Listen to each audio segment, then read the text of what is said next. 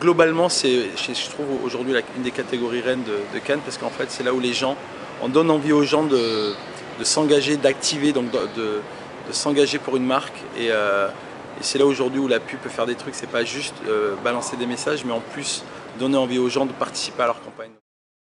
Immortal Fans, qui est le truc parfait pour définir la catégorie, c'est un club de foot qui a demandé à ses supporters de donner leur organe pour que même une fois mort, leur corps continuera de vibrer pour leur équipe favorite dans le corps de quelqu'un, qui est super fort et super smart.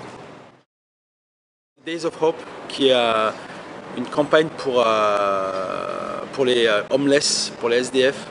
Et c'était pendant l'hiver, et en gros pour montrer et pour donner envie aux gens de s'intéresser aux homeless, et évidemment pourquoi pas envoyer des dons ou des couvertures, etc. Ils ont fait venir des SDF pour présenter la météo.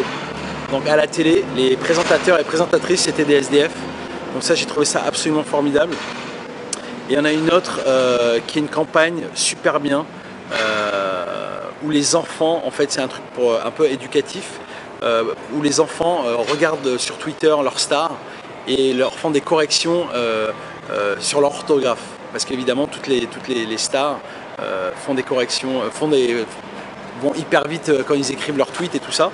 Donc les gamins sont là pour les corriger, et je trouve ça super smart que des gamins dans les idoles font des erreurs d'orthographe. Donc évidemment ça donne envie aux autres enfants de faire gaffe à leur orthographe. Donc c'est les deux gros coups de cœur que j'ai eu moi. Alors évidemment, plus les trois qui étaient possiblement le Grand Prix, qui sont Dumb Ways to Die et Dove Sketches, plus Immortal Fan qui est le Grand Prix, qui a été unanimement Grand Prix d'ailleurs. Et alors je sais pas si le Red Bull Stratos a été envoyé ou non, ça aurait été bien, parce que si c'est le cas, je pense qu'il devrait y avoir droit aussi. Mais au vu de ce que j'ai vu, j'ai pas l'impression, parce qu'en PR, c'est lui qui devrait gagner le Grand Prix haut la main, en Brand and Content aussi. Donc voilà, dommage si les gens de Red Bull n'ont pas envoyé, c'est vraiment dommage. Ça enlèverait un des gros cas Red Bull Stratos qui a vraiment bouleversé les gens et les annonceurs et les agences cette année. Alors ils viennent de commencer pour l'instant, mais 5 jours, je pourrais vous donner le mot enfermé, parce qu'il a fait super beau depuis mardi et on a été enfermé pendant 5 jours, donc non, mais on va partir là-dessus, enfermé. Mais là ça y est, je sais qu'à Paris aujourd'hui ça a été un peu la fin du monde, donc là j'ai pas mis mes lunettes de soleil par esthétisme, mais vraiment parce qu'il y a un gros soleil, donc enfermé et enfin libéré.